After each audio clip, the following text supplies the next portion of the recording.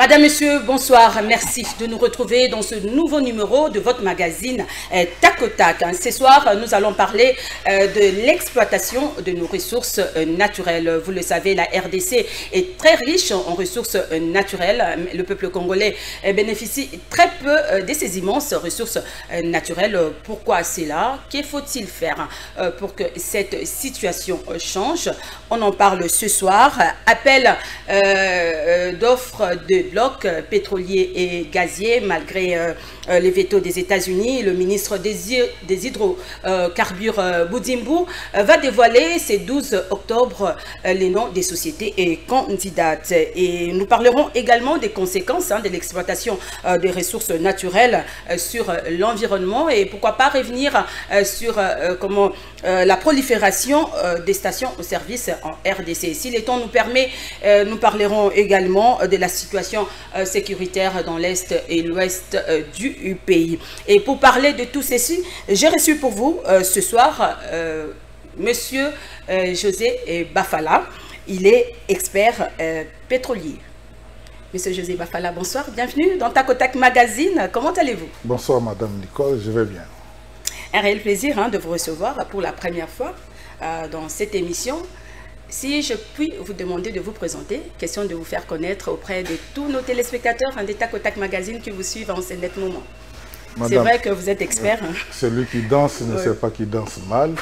Et surtout, pour pouvoir se présenter, ce n'est pas facile. Mais je vais essayer. Je suis José Bafala.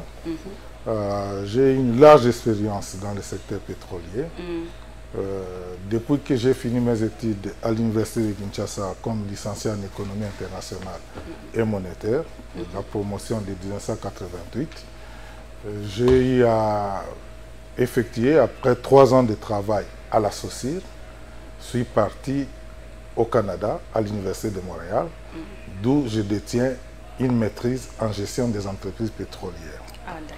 Et de là, je suis rentré, je suis mieux connu dans le secteur, pour avoir été au ministère des hydrocarbures tout au long de ma vie, de ma carrière.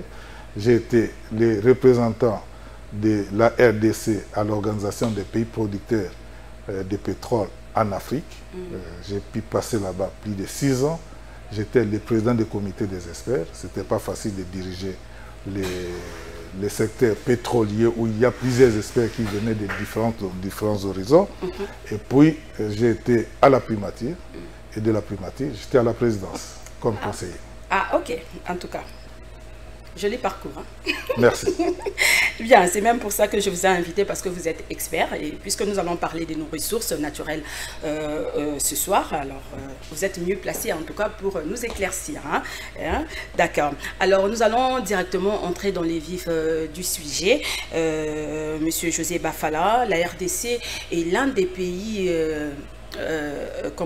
africains les plus riches en ressources naturelles. En effet, on trouve dans le sous-sol congolais, je cite, du cuivre, du cobalt, du zinc, du fer, du coltan, de la cassitérite, de l'or, du diamant, du manganèse, et puis de la bauxite, de l'étain, du pétrole, du gaz. Pourtant, la RDC est aussi l'un des pays le plus pauvre du monde. C'est dire que le peuple congolais ne bénéficie pas de ces immenses ressources naturelles. Pourquoi c'est là? On aimerait bien comprendre qu'est-ce qu'il faut faire pour que cette situation change, parce que nos ressources sont exploitées depuis des décennies.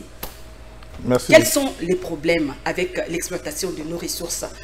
Monsieur José Bafala, expert. Merci beaucoup, Madame Nicole. Oui. Et on ne dort que de la manière dont on a arrangé son lit. Oui. Si vous voulez à ce que la tête soit en bas et les pieds plus haut, ou la tête plus haut, les pieds en bas, c'est la manière dont vous avez arrangé votre vie. Parlons de l'historique des ressources de la RDC.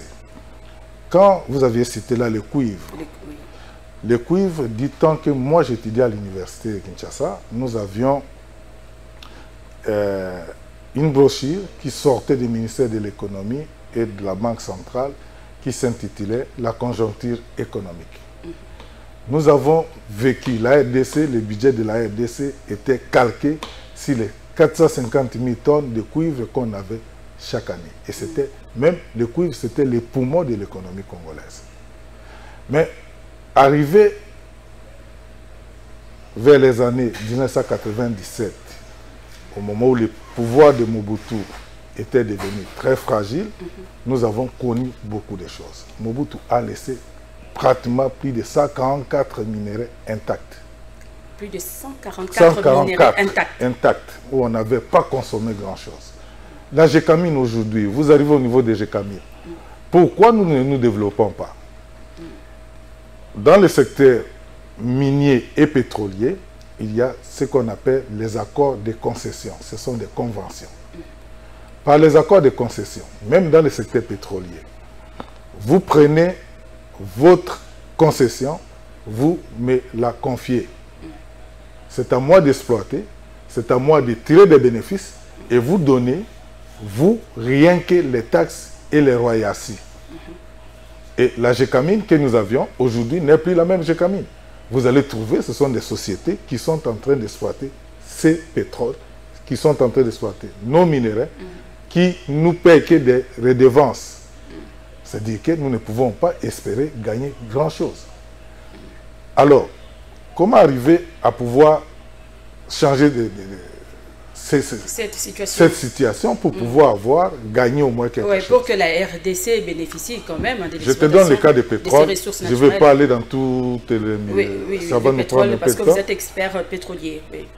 Nous avions fonctionné depuis 1981 avec la loi sur les mines, où les hydrocarbures et les mines étaient ensemble. Et l'hydrocarbure apparaissait comme un appendice. C'est-à-dire qu'il n'y avait pas... La loi était... Les codes étaient les codes miniers.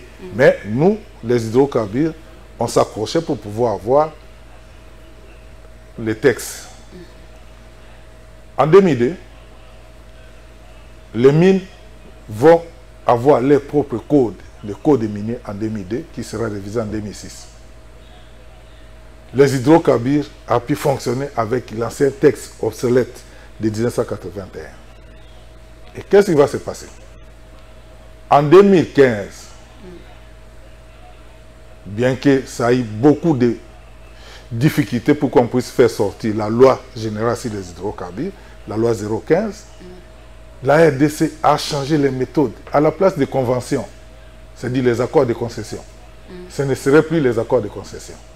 Parce que dans les accords de concession, je vais te donner les caractéristiques des accords de concession. Vous avez la durée de cet accord est de 50 à 75 ans et même plus. Les équipements sur les sites, comme vous voyez là, à Mwanda, les équipements appartiennent à Perenco, ce n'est pas au pays. Le jour que Perenco va partir, il va démanteler le tout. De 3,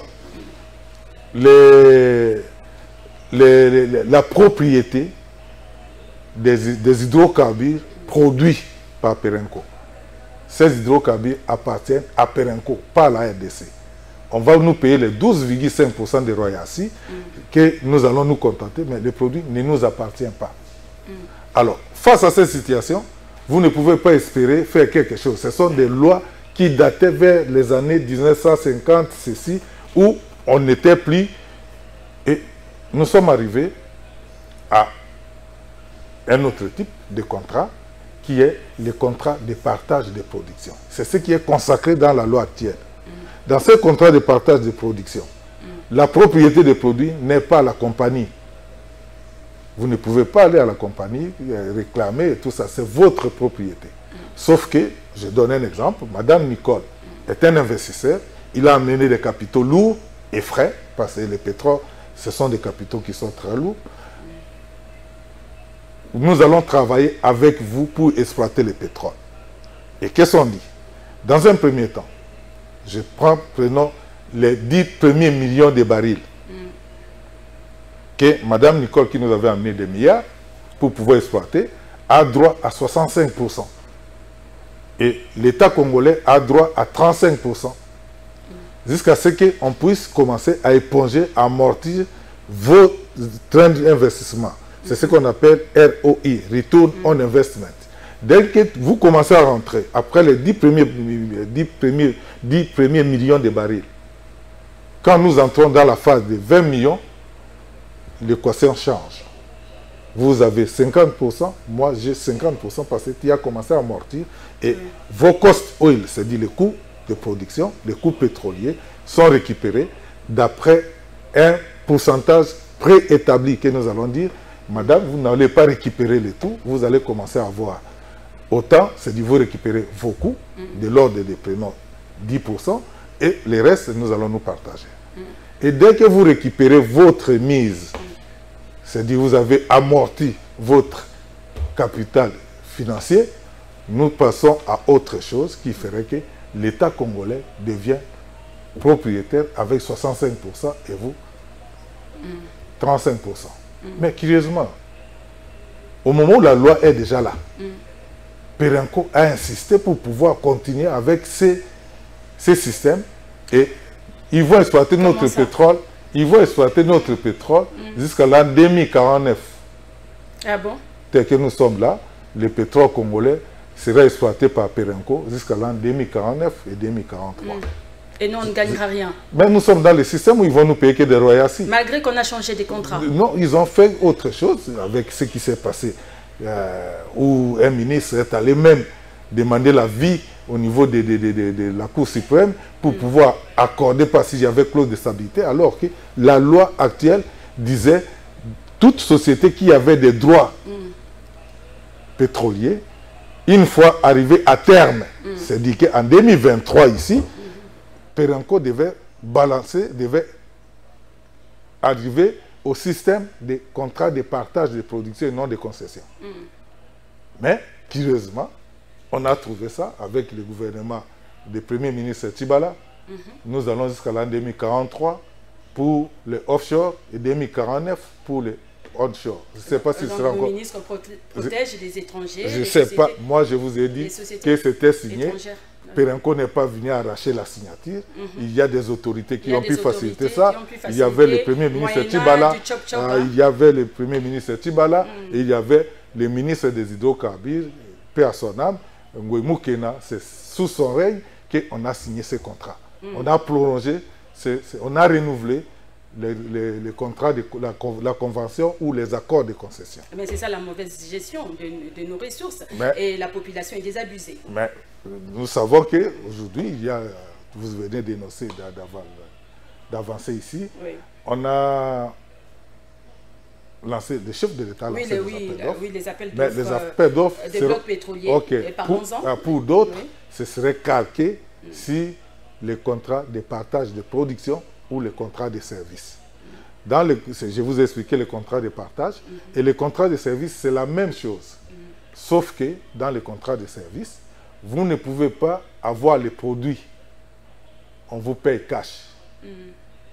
Et ça s'est passé à Abu Dhabi, à Libye et plusieurs pays qui ont des moyens. Ils appellent un opérateur. Vous allez travailler pour nous, trouver le pétrole, on vous paye cash, pas vous donner les produits. Oui, les appels d'offres, comme vous venez de le dire tout à l'heure, le chef de l'État a lancé les appels d'offres des blocs pétroliers et gaziers, mais les États-Unis s'opposent. Madame. Est-ce qu'ils ont le droit de s'opposer? Et Greenpeace également? Je ne crois pas. Là, il y a une incompréhension. Et j'ai apprécié la décision du chef de l'État. Il a valorisé nos ressources. Le problème, c'est quoi? Qu'on ne nous raconte pas d'autres histoires. Le monde pétrolier a évolué. Le monde pétrolier a évolué. Aux États-Unis même, j'ai été plusieurs fois à Dallas. Il y a des puits pétroliers à côté des maisons. J'ai été en Chine, à Taching, pour ceux qui ont été en Chine, au nord même, parce qu'il fait très froid. Quand vous arrivez là-bas, même dans l'aéroport, c'est Welcome to West North City. Soyez les bienvenus dans la cité des neiges. Il fait très froid. Mais il y a des puits pétroliers à côté des maisons. Et si on veut nous opposer ça, je ne refuse pas qu'ils puissent nous dire. Il y a quand même une étude de l'impact environnemental. Oui. Ça, c'est la première des choses. Et là où on nous interdit, c'est-à-dire au niveau des parcs de Virunga. Mais le parc Virunga est contigu avec le parc Queen Elizabeth en Ouganda. Qu'est-ce qu'on a fait d'Ouganda? Et non seulement ça. On n'en parle pas. On n'en parle pas. Et Ouganda va continuer à exploiter le pétrole dans les mêmes conditions que nous avons. Or, j'étais au Brésil. Il y a des systèmes qu'on est en train d'appliquer actuellement. dans les secteurs. Quand la société veut exploiter, on va lister avec les gens de l'environnement quelles sont les espèces qui se trouvent là. Même les termitières, là. Il y a des termitières, on va lister qu'il y avait des termitières. Et il y a des agronomes qui vont voir comment reboiser et rendre les sites comme c'était avant l'exploitation.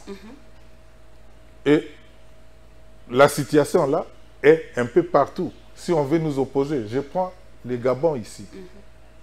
Gabon est membre de l'OPEP. Gabon exploite le pétrole depuis 1960. Qu'est-ce qu'ils ont fait de Gabon? Pourquoi venir nous opposer, nous? Je viens de l'Équateur, à côté de chez moi. Parce que ma maison est pratiquement sur la rivière Lulunga. Et en face de moi, il y a le village de Bonobo, où on a interdit la population qui vivait de la cueillette, qui vivait de la pêche, de ne pas entrer dans cette forêt. Oui. Alors, ces gens-là vont vivre comment?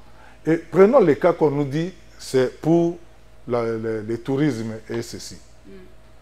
Madame, il y a combien d'hôtels à côté des parcs de Virunga qui peuvent accueillir la population qui passe là? Tout d'abord, la rotation des avions de Kinshasa, Goma. Pour aller à Goma, il te faut 3 semaines en attendant que vous puissiez trouver des places. Alors, pourquoi défendre à un pays souverain de pouvoir exploiter son pétrole? Peut-être parce qu'ils ont constaté que nous étions faibles, hein? De toute façon, par rapport à d'autres pays. De toute façon, quand nous sommes là, on peut être faible par rapport à d'autres pays, mais la RDC, c'était un pays solution. Tu venais de citer plusieurs minéraux là-bas. Alors, vous prenez les tourbières. Je prends le cas des tourbières. Chez moi, à l'Équateur, c'est à 60 km de Mbandaka. Vous trouvez des ONG, WWF, tout ça, qui ont même eu des arrêtés où on leur a attribué les forêts et ont donné à la population autochtone 5 000 hectares, 5 hectares par personne. Et les restes, ce sont eux qui sont en train de s'en occuper de ça. Est-ce que c'est normal? Vous êtes là où il y a des tourbières. Il n'y a même pas un petit bureau construit par ces gens-là. Et vous défendez à ces gens de ne pas entrer dans la forêt. C'est le peuple pygmée. Ils vont vivre comment? Est-ce que nous devons accepter tout ce qu'on va nous dire, gober, boire ce qui se passe? Alors, j'ai vu, on est en train de donner des biberons à un bonobo bébé, alors qu'il y a des enfants qui meurent de diarrhée, de dysenterie à côté. On s'en occupe pas. Qu'on arrive, qu'on soit au moins élégant. Et on bouffait tout ce qu'ils avaient comme crocodile, les baleines chez eux, au Japon. Vous allez bouffer aussi les bonobos. Il va nous arriver à pouvoir bouffer les bonobos.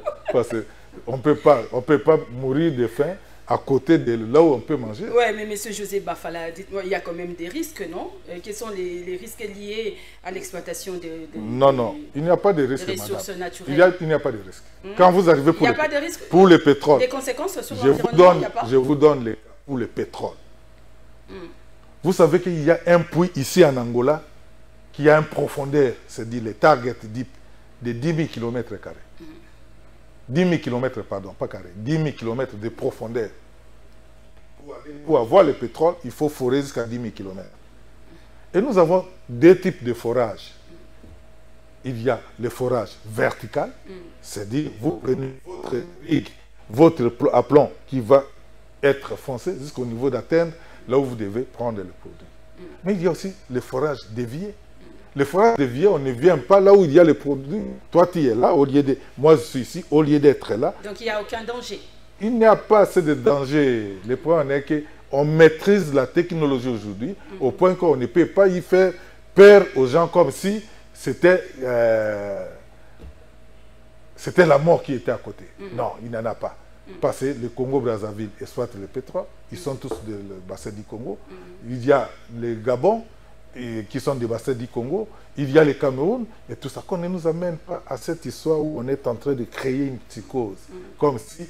Mais qui commence tout d'abord? Je vous ai dit qu'à côté de l'Akaber, nous sommes de l'autre côté.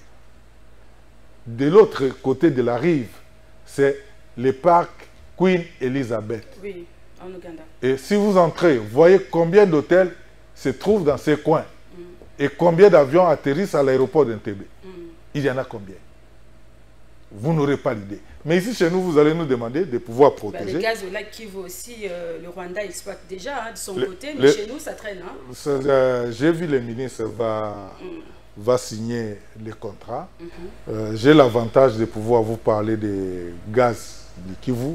J'étais administrateur à Sosigaz. Sosigaz, c'était la société d'exploitation de gaz et méthane du lac Kivu entre le Rwanda et la RDC. De l'autre côté, ils ont commencé à exploiter, ils utilisent dans les brasseries, Bralirois, il y a tout ce que nous pouvons dire. Et pourquoi chez nous ça traîne? Chez nous, ça a traîné parce que les Rwandais avaient demandé à ce que chacun puisse trouver ses investissements. Et nous, de notre côté, on était en retard. On n'a pas pu faire ce que les autres faisaient. Il ne faut pas condamner les Rwandais aussi, parce que c'était de notre faute. Si nous avions voulu exploiter ces gaz, depuis longtemps, on aurait exploité. J'étais administrateur en 1997, 96, 97. J'étais au ministère de l'Énergie comme conseiller. Donc à l'époque des Kabila, donc on devait l'exploiter depuis, mais on n'a rien fait. Quand on est arrivé, Fatih est en train de faire quelque chose. Il y a 3 blocs qu'on va exploiter et je crois que la population de Saké, Goma et tout ça vont bénéficier de l'électricité. Et par rapport à ça, Didier Boudimbo, le ministre des Hydrocarbures, va dévoiler le mercredi 12, sauf imprévu, 12 octobre, les noms des sociétés et candidates. Bon, de toute façon, madame, nous sommes dans un processus. Quand on lance un appel d'offres, il y a des soumissionnaires qui vont venir pour pouvoir dire, moi, M. Bafala, je voudrais avoir telle portion. Le bloc qui est là. L'autre dira, moi, je vais là au coin. Et ce sont ces gens-là qui viendront et on va signer les contrats. Accords, il y aura de l'argent et tout ça. Il va y avoir pas une société pétrolière. Il faut aussi communiquer, il faut quand même expliquer aussi à la population comment ça va se passer, c'est très important. Ça va venir, madame. On aura beaucoup d'argent. On va avoir beaucoup d'argent. Vous savez pourquoi? Et la population aussi doit se retrouver. Vous savez pourquoi? Dans les signatures des contrats pareils, il y a des bonus de signature. Le bonus de signature varie par bloc de 3 millions, 4 millions, 5 millions et même plus en fonction des potentialités des ressources dans ces blocs-là. Et nous n'avons pas moins de 20 blocs. Et s'il y a plus de 20 blocs... Il ne faut pas que l'argent aille dans des poches privées. Ça c'est la gestion que vous allez poser. Il faut bien gérer. Vous êtes journaliste. Vous êtes expert pétrolier, c'est la mauvaise gestion. C'est pourquoi le pays ne se développe pas, parce qu'il y a une mauvaise gestion. On a mal géré nos ressources. Je suis en train de donner les orientations. Je suis là comme un pasteur. Le pasteur dit, ne péchez point. Il ne faut pas tuer. Il ne faut pas voler. Il ne faut pas voler. Voler, c'est pas bon. Voilà là où moi je ne pas détourner. Mais s'il y a quelqu'un qui va voler, ça, ce n'est pas moi. Mais je dis que l'exploitation de ces blocs-là va booster l'économie congolaise. Si les sociétés sérieuses arrivent, même si le plan sécuritaire, beaucoup de gens ne comprennent pas. J'étais à Brazzaville. À ce temps-là, j'étais même le président du comité des experts. Vous savez que toutes les guerres qui ont eu liées à Brazzaville, ces guerres-là n'ont pas touché Pointe-Noire. Vous savez pourquoi? Pourquoi? Parce qu'au niveau de Pointe-Noire, il y a des sociétés qui ne vont pas accepter à ce que les investissements puissent être bousillés à cause des guerres. Si nous avons aujourd'hui des sociétés qui vont exploiter les blocs, ceci, tout ça, les gens ne vont pas entrer. Quel rebelle va entrer dans le parc de Virunga, comme ils entrent aujourd'hui? Personne ne va entrer. Parce qu'ils sont obligés de pouvoir trouver Mais là où il y a nos minéraux, il y a des cobalt, coltan, il y a des rebelles quand même. C'est pourquoi la guerre de l'Est, on dit que c'est une guerre économique, c'est une guerre de minéraux. Là, je n'en disconviens pas, madame. Mais le problème qui est là, c'est dit quoi? Il y a cette guerre, mais si les pays-là, le Rwanda par exemple, avait une société qui est du côté rwandais, et la même société se trouve du côté congolais, ils n'accepteraient pas ce qu'il y ait de guerre. Je t'ai parlé de Brazzaville. À Brazzaville, la guerre de ceci, guerre de ceci et tout ça, mais personne, qu'une balle n'a crépité à Pointe-Noire. Je te donne aussi le cas. J'étais en Côte d'Ivoire, à Yamoussoukro. Vous savez que là où il y avait la basilique, aucune balle n'a crépité à Yamoussoukro alors qu'il y avait guerre au niveau des... Il y a des investissements et il y a des œuvres qui peuvent protéger les pays pour qu'il n'y ait plus la guerre, pour qu'il n'y ait plus d'agression. Imaginez que nous sommes là, il y a une société comme Total, Eni, qui a son bloc et exploite son produit. Il n'accepterait pas à ce que on se réveille le matin et il y a des rebelles M23 qui sont là. Ils ne vont même pas entrer parce que ce serait une zone protégée. Et je crois que la manière la plus sûre aussi de protéger, c'est d'exploiter ces coins avec des sociétés fiables. Il ne faut pas nous donner des sociétés qui donnent nous dire demain, vous nous devez autant, alors qu'ils n'avaient même pas 3 millions de dollars. Le message est passé, au ministre des hydrocarbures, il faut des sociétés fiables. Voilà. Alors, nous sommes un pays producteur de pétrole, mais nous avons connu pénurie de carburant, ici, dernièrement, là. Et cela est dû à quoi? On nous a parlé de la guerre en Ukraine. Est-ce vrai? Bon, vous avez connu, est-ce que la guerre en Ukraine est finie? Non. Et pourquoi il n'y a pas de fil aujourd'hui? Pourquoi il n'y a pas de fil? Ça n'avait rien à voir alors? Les pétroliers sont en train de faire marcher les gouvernements à tout moment. Ah, les pétroliers? Les pétroliers. Je vais vous dire que... Peut-être le gouvernement doit aux pétroliers. Il ne doit rien aux pétroliers. Moi, je suis là. Je suis la personne qui a pu travailler avec les pétroliers. Madame, je te dis, j'étais à la Socir. J'étais à la Sodaïdroc comme administrateur. Tout ce que j'ai fait, c'est le pétrole dans ma vie. Pétrole, oui. Je dis aujourd'hui pourquoi il n'y a pas de fil. Est-ce que tu peux me donner la réponse? Expliquez-nous, puisque vous êtes expert. Ils voulaient, les sociétés voulaient augmenter les prix, tout d'abord. Et les sociétés sont en train de réclamer des dettes fictives. Ils ont réussi quand même à augmenter les prix. Ok, c'est ce qu'ils veulent. Et nous devons arriver avec des décisions où un gouvernement responsable doit prendre... Là, nous sommes dépendants. Hein? Le gouvernement est dépendant des pétroliers? Non, non, non. Je vais vous expliquer pourquoi on est... Vous savez combien? Dans le système, dans tous les pays du monde, et je prends le système africain pour qu'on ne prenne pas l'erreur, il y a ce qu'on appelle les PMF. Les PMF, c'est les prix moyens frontières. Les prix moyens frontières, c'est les prix quand le produit sort de l'usine et ça vient chez vous. Il y a aussi les éléments qui déterminent les prix au niveau de la pompe. Il y a les PMF, il y a les volumes et il y a les taux d'échange. Le système congolais est basé sur les forfaits. Voilà ce qui nous tue, c'est les forfaits. Le forfait. Je m'explique. Pourquoi il y a ces forfaits? Tel que vous voyez la société, les Rescom. Tu vois le Rescom de l'EDIA, qui transporte 1 tonne, qui transporte 10 tonnes, qui transporte 500 tonnes. À la fin du mois, on lui donne 2 500 000 $ par mois. Je dis qu'il transporte 1 tonne, 2 tonnes, on va lui payer 2 500 000. CEP, que CEP transporte autant, 2 tonnes seulement, ou 3 tonnes, à la fin du mois, CEP a droit à 6 millions de dollars par mois. Souci, que ceci transporte autant de tonnes ou pas, ils ont droit à 2 742 000 $. Tu vois le système de forfait. Et quand vous allez calculer les produits, l'argent va venir des produits vendus. Or, ils n'ont pas vendu ces produits. Parce que si on est à 50 000 tonnes de volume, et que je ne parviens pas à payer à Madame Nicole le montant qu'on a fixé d'avance, je ne parviens pas à payer à notre frère à côté ici le montant qu'on a fixé d'avance, vous allez tripoter dans le volume. D'où on met le volume fictif. C'est-à-dire, si le volume était de 50, on va mettre 80. Pour pouvoir avoir ces montants. Or, ce qui est palpable ne va pas couvrir parce qu'on n'a que 50 000 tonnes. Les 30 000 tonnes, on dit, manque à gagner et la dette de l'État. Et l'État doit payer ça. Wow. Alors là, c'est compliqué. Alors, pour résoudre ces problèmes, j'interpelle aujourd'hui et je reprends le ministre des hydrocarbures, le ministre de l'économie, qu'on mette un taux.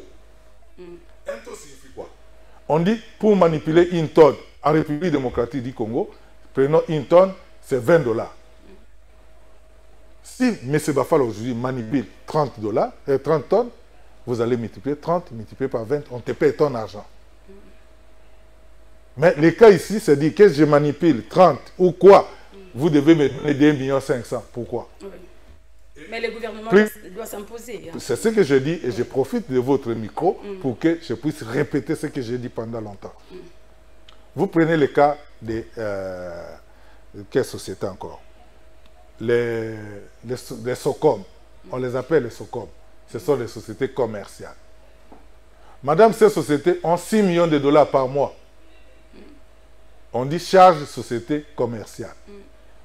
Vous êtes journaliste, demain, vous prenez, même aujourd'hui, arrivez dans une station, appelle un pompiste ou une pompiste que tu vois là, chez Indien Total et tout ça.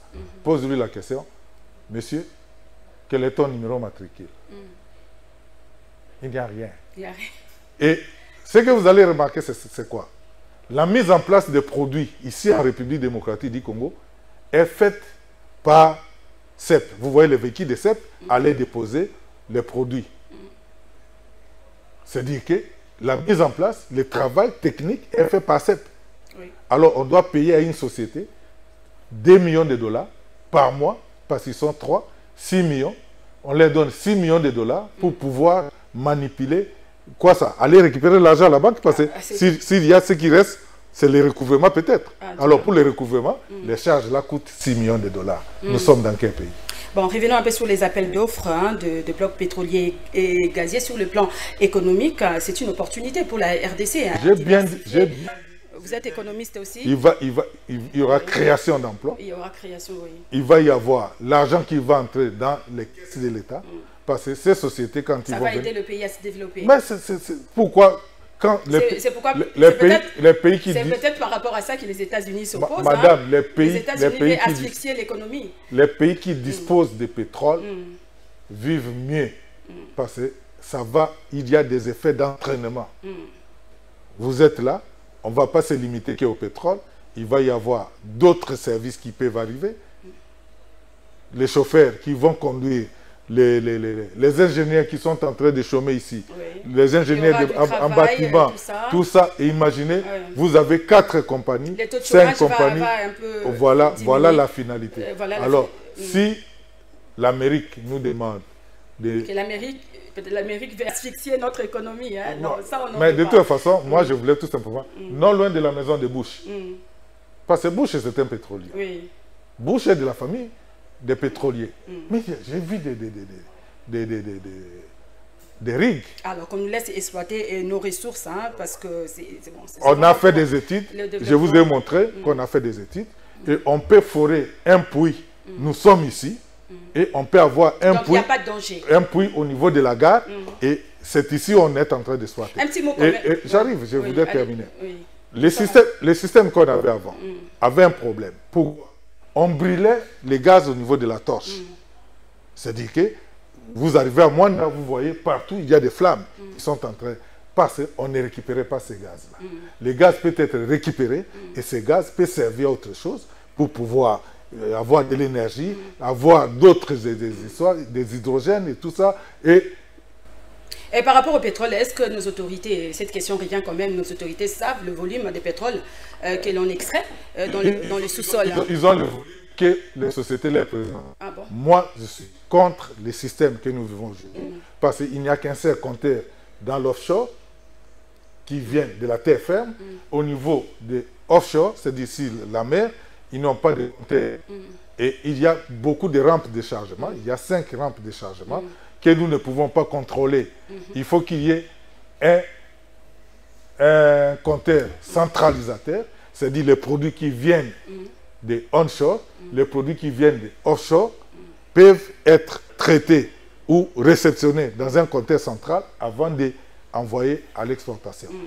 Les combles, c'est dit quoi? Il faut aussi que nos experts soient là pour voir. Oui, parce qu'ils ont des bypass. Vous savez ce qu'il y a comme bypass, madame? Non. C'est-à-dire, dans le secteur pétrolier, quand ça peut prendre feu. Et on fait passer des tuyaux qui ne peuvent pas passer par là. Et ne peut contrôler ce tuyau qui est ce Congolais qui va contrôler avec eux. On nous présente les quantités. Et moi, je dis que ces quantités, nous devons vraiment faire attention. D'autant plus que Perenco, avant d'obtenir les renouvellements qu'il a eu, Perenco avait dit qu'il allait augmenter la production de 10 millions dès 2017. Nous sommes aujourd'hui en 2022. Le gouvernement doit ouvrir l'œil. Je vois que la production part de la stagnation à la régression. Ils avaient promis qu'ils allaient nous donner de l'électricité jusqu'au Katanga. Je ne vois rien. Ils avaient promis beaucoup de choses, que la fiscalité va augmenter. J'étais à la contribution, je vois que ça n'avance pas. Mais le gouvernement doit faire quand même quelque chose. C'est pourquoi j'attire l'attention du gouvernement pour pouvoir faire ça. Alors, nous allons finir. Dernière question, prolifération des stations-service en RDC, vous le savez. C'est aussi un danger sur l'environnement quand même. Bientôt la COP27, le monde de l'environnement va se réunir en Égypte le mois prochain pour parler environnement. La RDC Pays Solutions, d'ailleurs, Madame la ministre F. Bazaïba a vanté nos ressources. Elle n'a pas vanté. Nous avons des ressources qui font de la RDC un pays solution. On a besoin de véhicules avec batterie. C'est-à-dire, nous avons des lithium, nous avons des cobalt. Nous sommes les premiers producteurs d'ailleurs de cobalt. La solution doit venir. Mais c'est à nous de manager. C'est à nous parce que les COP 26, moi j'étais à Glasgow. J'étais là. Ils avaient promis beaucoup de choses. Mais toutes ces promesses, rien ne s'est réalisé. Alors, il y a ce qu'on appelle dans le secteur de l'environnement, les pollueurs payants. Elle fait bien son travail? Elle fait son travail. Elle fait son travail. Les pollueurs payants, c'est-à-dire quand vous polluez, vous devez payer.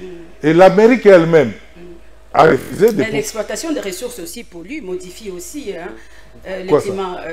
Non, madame, je vais vous expliquer que c'est... Rapidement, nous sommes déjà arrivés à la fin. Je suis qu'est-ce qu'on appelle la destruction des couches d'ozone. Tu vois les véhicules que nous avons. Quand vous démarrez votre véhicule, vous allez mettre des émissions. Ces émissions sortent sous forme de CO, c'est-à-dire le monoxyde de carbone. Avec le monoxyde de carbone, une fois dans la nature, le monoxyde de carbone va chercher un molécule d'oxygène pour que nous puissions passer ce qu'on appelle le CO. Et COD, c'est-à-dire le dioxyde de carbone. Où trouver, c'est dans la couche d'ozone. Et dans la couche d'ozone, on va piquer des molécules, ils vont laisser des trous que nous allons avoir. Il y a des... Prolifération des stations-service. En tout cas, c'est quelque chose... Il y a tellement de choses à dire, oui. Allez-y un mot. Alors, ce qui se passe en RDC, c'est vraiment... Les sociétés qui disent qu'ils ont pour pouvoir... On voit des stations-service partout. Et ils sont en train de... Parce qu'ils savent qu'il y a l'argent. Pourquoi ils ne partent pas à l'intérieur? Ils ont laissé l'intérieur au privé. Nos dirigeants aussi sont derrière. Ok, merci beaucoup parce que vous aviez bien compris la leçon. Ok, c'est bon. Un petit mot par rapport à la situation sécuritaire, rapidement. Et nous allons se dire au revoir. Comme vous êtes Congolais, la sécurité, c'est ça l'actualité. Oui, la situation sécuritaire préoccupe tout Congolais. Nous ne pouvons pas nous laisser berner par ce qui se passe. Bunaganda ne peut pas rester dans les conditions que nous sommes. Nous sommes avec nos frères sont en train de chercher la paix et le gouvernement doit vraiment miser beaucoup plus pour trouver une solution. Merci beaucoup. Avec une armée forte, Mobutu disait Oyekoya Eya. Oyekoya Eya, Togolonga Kaka Etumba Oyo. Togolonga un jour. Alors, merci beaucoup, Monsieur José Bafala. Ça sera tout. En tout cas, merci de répondre à nos questions. Revenez quand vous voulez, parce qu'il y a beaucoup de choses à dire. Merci beaucoup. Ok, cette émission est terminée, Madame, Messieurs. Je rappelle que j'avais reçu pour vous ce soir Monsieur José Bafala. Il est expert pétrolier. C'est la fin de cette émission. Merci à l'équipe technique. Merci à vous de nous avoir suivis. Au revoir et à la prochaine.